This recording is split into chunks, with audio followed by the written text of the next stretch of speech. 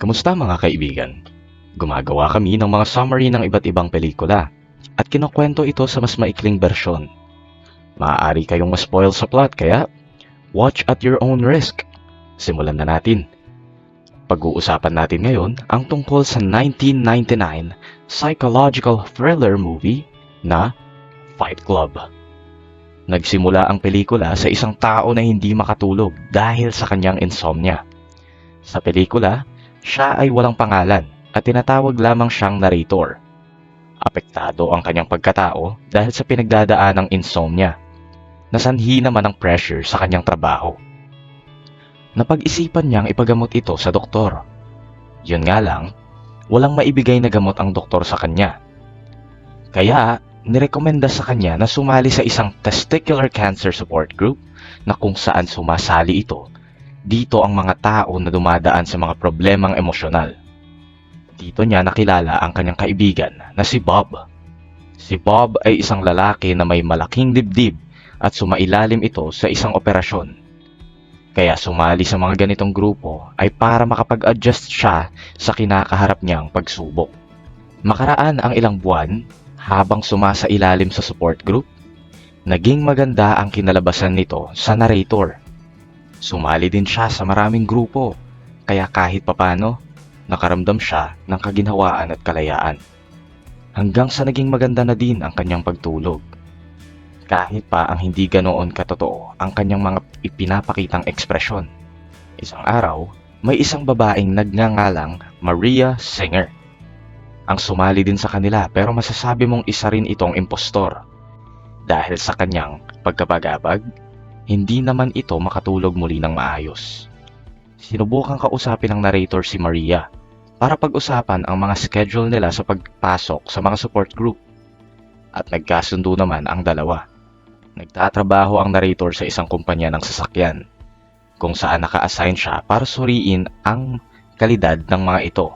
Palagi siyang sumasakay sa eroplano at doon naman niya nakilala si Tyler Durden na isang negosyante. Agad itong nagustuhan ng narrator dahil sa interesado nitong personalidad at mabilis niya rin itong nakagaan ng loob. Kalaunan, pagka-uwi niya sa kanyang apartment, nagulat siya nang makita niya na ito'y nasusunog. Walang nagawa ang narrator kaya tinawagan niya si Tyler upang masamahan siya nito sa isang bar at para na rin siya ay may makapag-usap. Habang nandoon, napag-alaman niyang si Tyler ay hindi lamang nagbebenta ng mga sabon, kundi nagtatrabaho din ito sa isang sinehan at isang hotel. Gayunpaman, hindi niya talaga ginagawa ang kanyang trabaho. Sa katunayan, sinasabotahe niya ang mga film at mga pagkain. May ilang beses pa nga na iniihian niya ito. Pagkatapos nilang uminom, inimbitihan ni Tyler ang narrator na tumira sa kanyang bahay pangsamantala.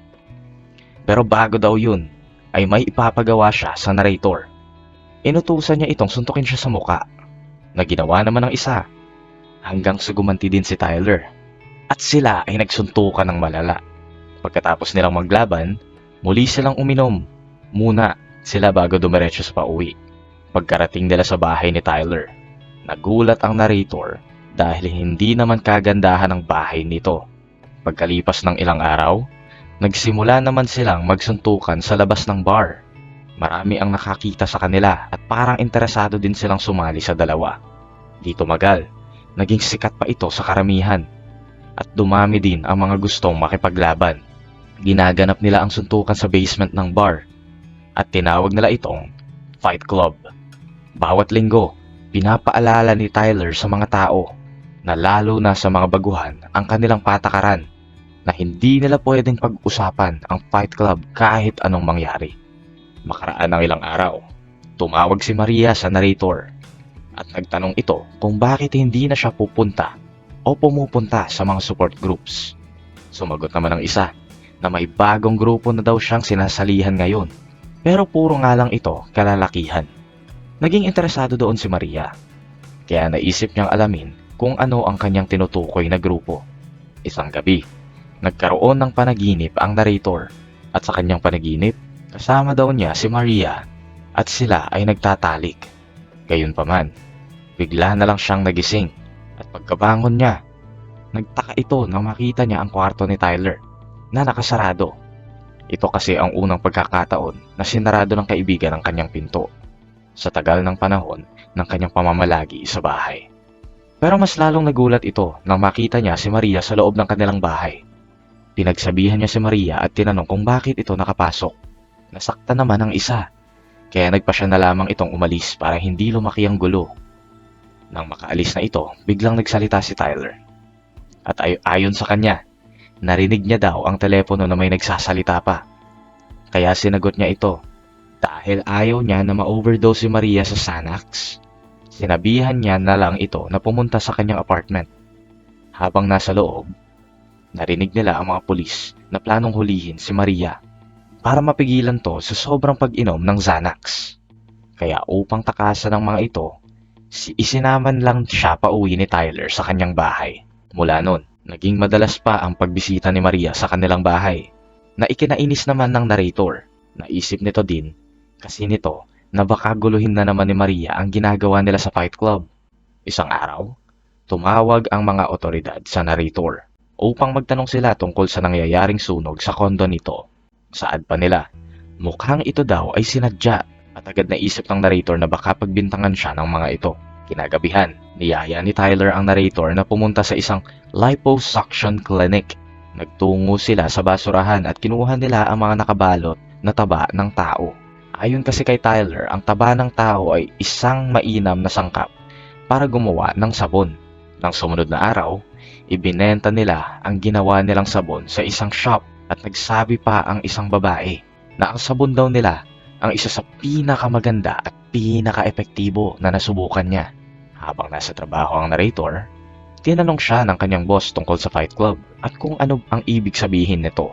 Pero sinabihan niya lang ang kanyang boss na mag-ingat sa kanyang sinasabi at binantaan niya din ito na pwede siyang magdala ng armas sa opisina at paisa-isang barilin ang mga tao.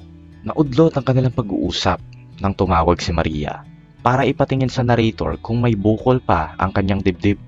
Ayaw niya na pumunta sa ospital kasi sayang lang daw ang pera. Pinuntahan niya naman si Maria upang tulungan ito. Ayon sa kanya, wala raw siyang nakakapangbukol. Nakaramdam naman ng pag-asa si Maria dahil doon. At umalis din agad ang narrator. Habang naglalakad sa daan, nakita niya ang kanyang matalik na kaibigan na si Bob. At siya ay niyakap nito. Ayon kay Bob, hindi na siya pumupunta sa support group at sumali siya sa isang grupo na hindi pwedeng sabihin. Nalaman naman ito ng narrator at sinabi niya kay Bob na siya ay miyembro din doon. Kalaunan, nagkaroon ng paglaban ang dalawa pero nag-tap out ang narrator sa huli dahilan ng kanyang pagkatalo. Habang nagsasalita si Tyler, may biglang pumasok na tao. At ito naman ay ang may-ari ng basement. Binugbog nito si Tyler hanggang sa dumugo ang buong mukha nito. Nang makatsyempo naman ang isa, gumanti din ito sa lalaki hanggang sa ito ay sumuko at nagpa siya na ibibigay na lang niya ang basement sa kanila. Pinili ng narrator na puntahan ng kanyang boss. Kinausap niya to at sinabi sa kanyang boss ang mga mali na ginawa ng kanilang kumpanya. Sa kanyang galit, tinanggal siya nito sa trabaho pero ipinaglaban nito na dapat bigyan pa rin siya ng sweldo kung ayaw nilang ipagkalat niya sa mga tao ang lihim ng kumpanya para mapaalis ito ng pwersahan. Nagpatawag siya ng mga security pero habang naghihintay pinagsusuntok ng narrator ang kanyang sarili hanggang dumugo ang bibig. Gumapang siya papunta sa kanyang boss at sakto namang dumating ang mga security. Inisip nila na sinaktan ito ng boss kaya sa huli, ibinigay nito sa kanya ang kanyang nais. Nabigyan siya ng 52 na weekly paychecks at 48 airline flight coupons. Nagpatuloy ang paglaban sa Fight Club gabi-gabi at naging masaya ang bawat isa. Ng puntong iyon, ang bawat miyembro ng Fight Club ay binigyan ulit ng assignment ni Tyler na mag-vandalize sa mga gusali, mga shop at mga billboards. Pagkatapos nun, pumunta sila sa isang convenience store at nagulat ang narrator nang makita niyang may dalang baril si Tyler.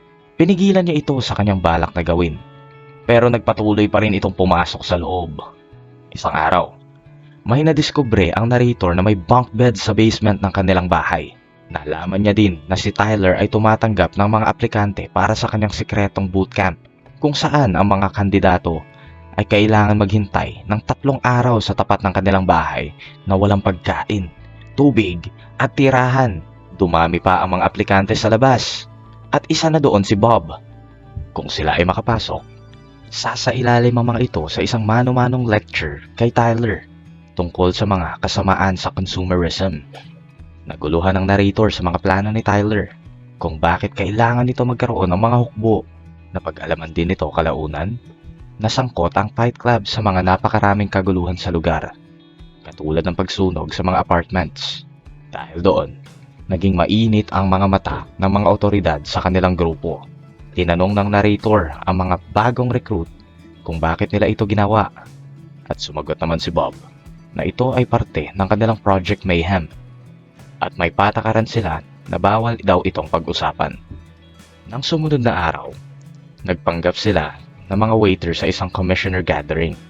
Pagpunta ng isang commissioner sa banyo, agad nilang sinundan ito at itinali.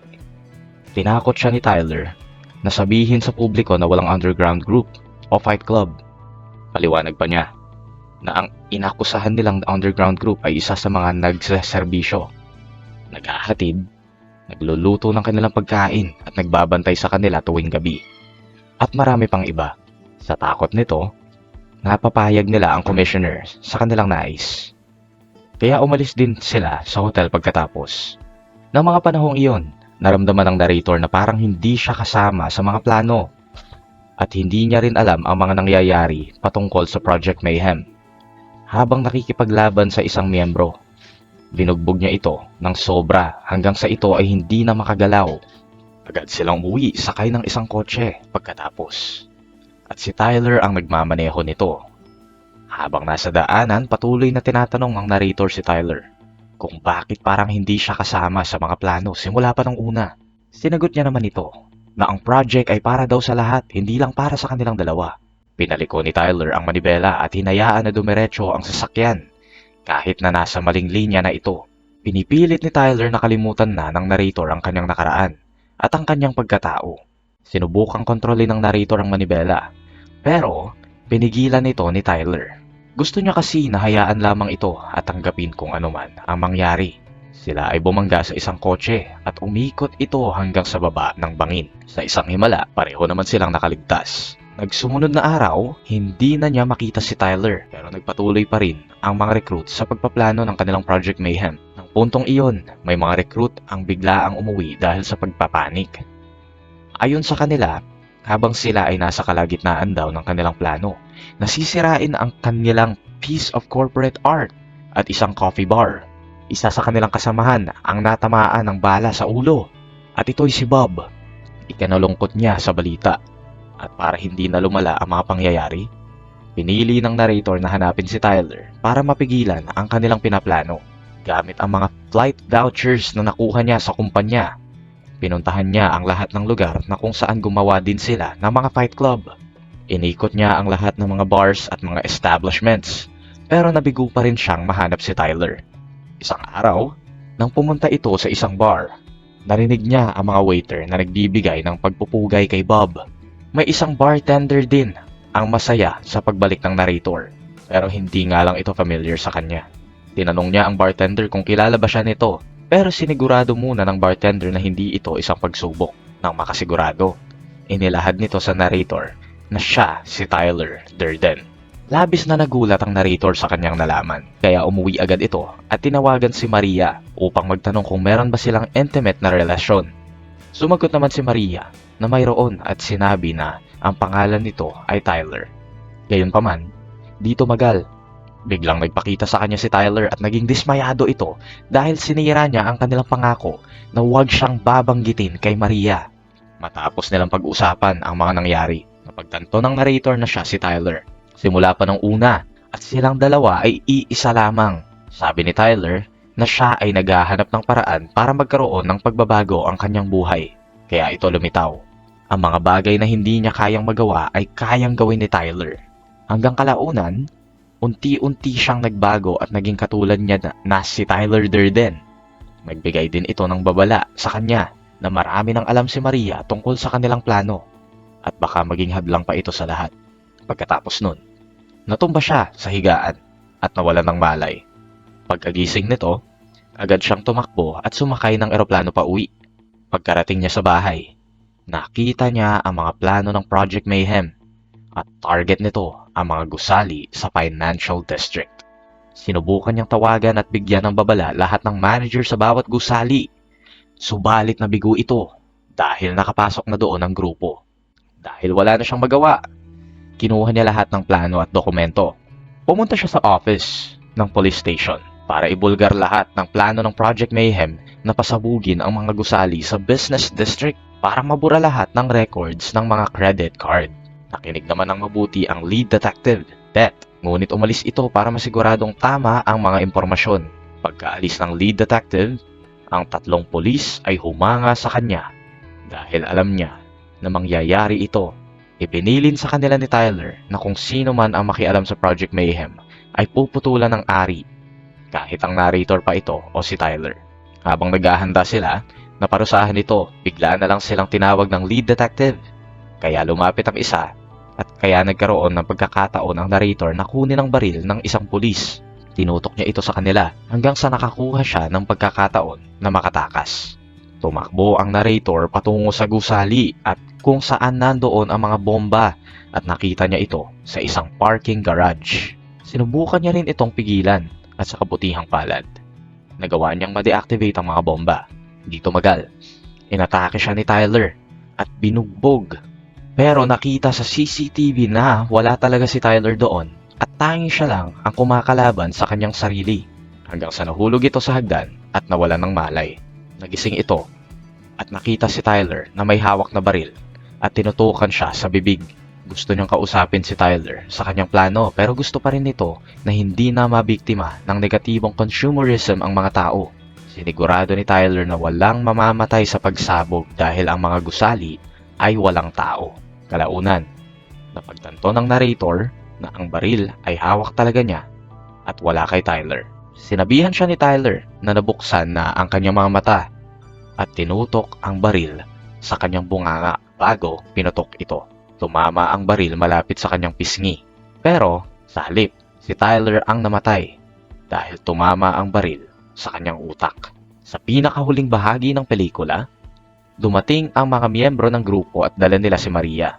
Sinabihan niya ang mga ito na bumaba at iwanan nila si Maria sa taas. Nag-alala ito sa sugat sa pisngi ng narrator, pero nang pinatatag nito ang kanyang loob na maging maayos din ang lahat, biglang na lang sumabog ang mga gusali. Sinabihan niya si Maria na nakilala niya ito sa kakaibang yugto ng kanyang buhay. At doon nagtapos ang pelikula. Kung gusto nyong makinig pa sa mga movie summary kagaya nito, subscribe na kayo sa Cinefellas at i-click ang notification bell. See you sa next video!